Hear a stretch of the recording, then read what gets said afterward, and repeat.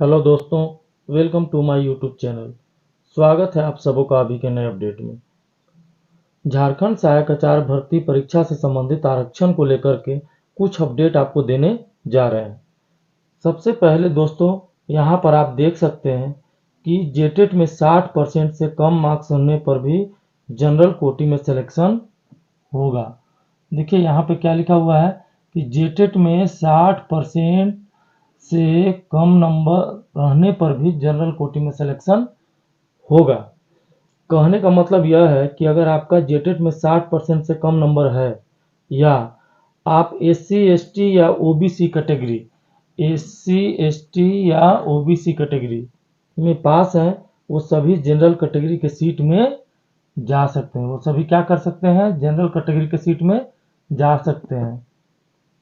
आपने देखा होगा सहायक आचार्य की नियमावली में क्या लिखा हुआ है, उसमें साफ साफ लिखा है समान मापदंड में।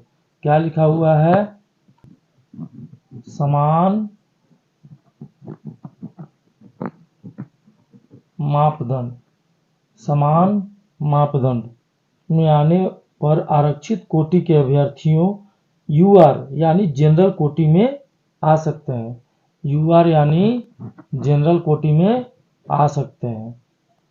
देखिए, मैं ऐसा इसलिए कह रहा हूं कि ये कोर्ट का डिसीजन है। ये डिसीजन किनका है? ये कोर्ट का डिसीजन है। ये कोर्ट का डिसीजन है।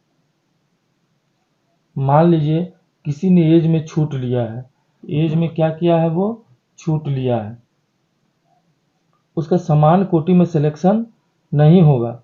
ऐसा अब नहीं है। उसका पहले क्या होता था, समान कोटि में अगर कोई छूट ले लिया किसी कोटि के लिए तो उसका जनरल कैटेगरी में नियुक्ति नहीं होता था, लेकिन अब ऐसा नहीं है। उसका सिलेक्शन जनरल कोटि में हो सकता है। उसका सिलेक्शन जनरल कोटि यानी कि UR जनरल कोटि में हो सकता है। इसके लिए हम आपको एक कोर्ट के जजमेंट का वीडियो है जिसे हम आपको बताएंगे, आप जाकर उसे देख लीजिएगा।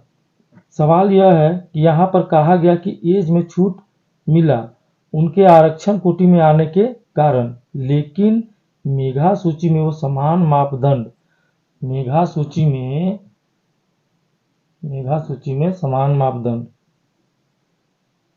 यानी कि सहायक आचार्य परीक्षा में 40% अंक, कितना लाना है? 40% अंक ओवरऑल में ले आता है तो दोस्तों उनका मेरिट सामान्य कोटि में मतलब UR जनरल में बन जाएगा। इस बात को थोड़ा और समझिए। अगर जेटेट में 60% से कम नंबर भी है तो कोई लेना देना नहीं है। यहाँ पर जेटेट के नंबर से कोई मतलब नहीं है। जेटेट केवल क्वालिफाइंग चाहिए। जेटेट क्या चाहिए? केवल क्वालिफाइंग चाहिए। उसके नंबर से मेरिट नहीं बनेगा, ऐसा कुछ नहीं है। अब देखिए, आरक्षण उस समय लिया गया था। न्यायाधीश साहब का कहना है कि अगर इस समय स्टूडेंट मेहनत करके अच्छा नंबर लाता है तो उनका मेधा सूची सामान्य कोटि में बनेगा।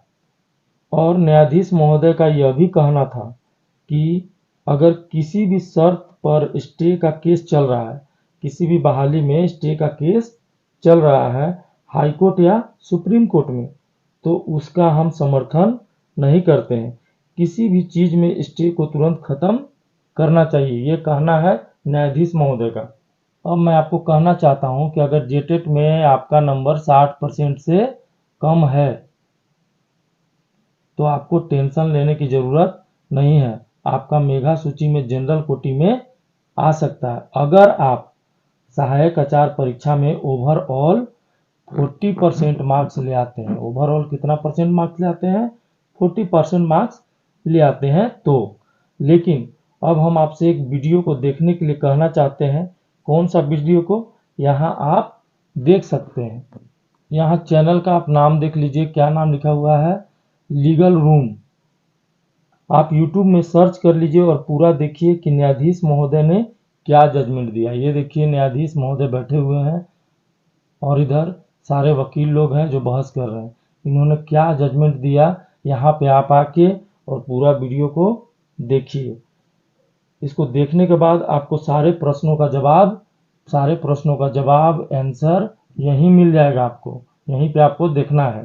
तो दोस्तों, आज का ये वीडियो अच्छा लगा हो तो कमेंट सेक्शन में कमेंट कीजिएगा, वीडियो को लाइक शेयर कीजिएगा, चैनल पर नए होंगे तो चैनल को सब्सक्राइब कीजिएगा। धन्यवाद।